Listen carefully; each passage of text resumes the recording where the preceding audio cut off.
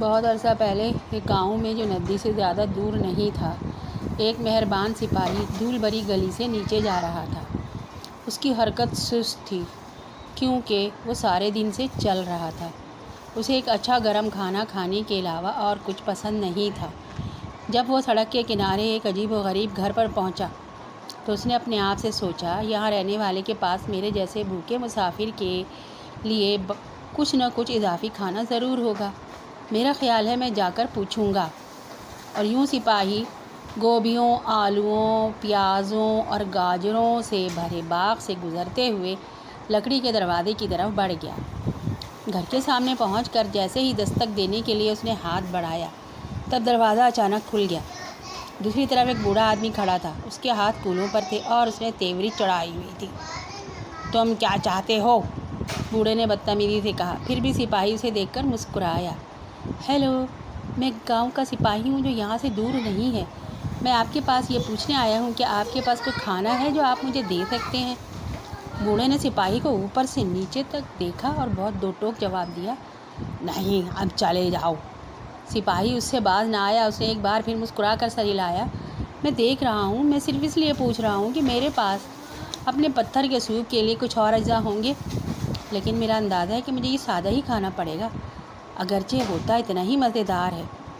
بوڑھے نے بھویں اچکا لی۔ پتھر کا سوپ؟ اس نے پوچھا۔ جی جناب، سپاہی نے جواب دیا۔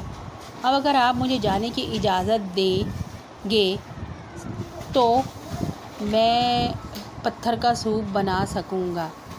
سپاہی راستے کے بیچ میں چلا گیا اور اپنے سامان میں سے ایک لوہے کی دیگچی نکالی۔ ایک بار جب اس نے پانی سے بھر لیا تو اس کے نیچے آگ لگانے لگا۔ پھر بڑے اہتمام کے ساتھ اس نے ریشم کے تھیلے سے ایک عام سا نظر آنے والا پتھر نکالا اور آہستہ سے اسے پانی میں گرا دیا۔ بوڑھا حیرانی سے اپنی کھڑکی سے یہ سب دیکھ رہا تھا۔ پتھر کا سوپ، پتھر کا سوپ، اس نے خود سے پوچھا، یقیناً ایسی کوئی چیز نہیں ہوگی۔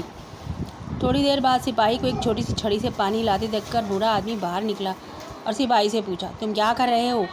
سپاہی نے اپنے برتن سے نکالنے والی بھاپ سونگھ لی تھی اور اپنے ہونٹوں کو چاٹتے ہوئے کہا، آہ، مجھے پتھر کے سوپ سے زیادہ کوئی چیز پسند نہیں ہے۔ اس نے پھر بوڑھے کی طرف دیکھا اور کہا، یقیناً تھوڑے سے نمک اور کالی مرچ کے ساتھ پتھر کے سوپ سے کم ہی چیزیں بہتر ہیں۔ ہچکچاتے ہوئے بوڑھا اندر گیا اور نمک اور کالی مرچ لے کر آہستہ آہستہ سپاہی کے حوالے کر دیا۔ بالکل، سپاہی نے پکارا۔ جب اس نے انہیں برتن میں جھڑک دیا، اس نے ایک بار پھر بوڑھے آدمی کی طرف دیکھنے سے پہلے اسے ہلایا، لیکن آپ جانتے ہیں کہ میں ایک بار گوبھی کے ساتھ پتھر کے اس حیرت انگیز سوپ کا مزہ چکھا تھا۔ اس کے بعد بوڑھا اپنی گوبھی کے پودوں کے پاس پہنچا اور سب سے پکی ہوئی گوبھی اٹھا کر سپاہی کو دے دی۔ اوہ، کتنی شاندار ہے، سپاہی نے گوبھی کو کاٹ کر برتن میں ڈالتے ہوئے کہا۔ اس نے برتن سے ایک گہری سانس لی اور بوڑھے سے کہا، تم جانتے ہو، یہ چند گاجروں کے ساتھ بادشاہ کے لیے سوپ ہوگا۔ بوڑھے نے سوچتے ہوئے کہا، مجھے لگتا ہے کہ میں کچھ گاجریں لا سکتا ہوں، اور وہ گاجروں کے پاس گیا اور مٹھی بھر توڑ لایا۔ جب سپاہی کو گاجریں پیش کی گئیں تو وہ بہت خوش ہوا۔ اس نے انہیں کاٹ کر انہیں ایک بار پھر برتن کو ہلایا اور یوں ہی کام چلتا رہا۔ بوڑھا آدمی برتن کی خوشبو سے خوش ہونے لگا۔ جب وہ پیاز، آلو، گائے کا گوشت وغیرہ لے کر آیا، سپاہی نے خود بھی اپنے تھیلے میں سے مشروم اور جو جیسی چیزیں شامل کر دیں، یہاں تک کہ اس نے اعلان کیا کہ سوپ تیار ہے۔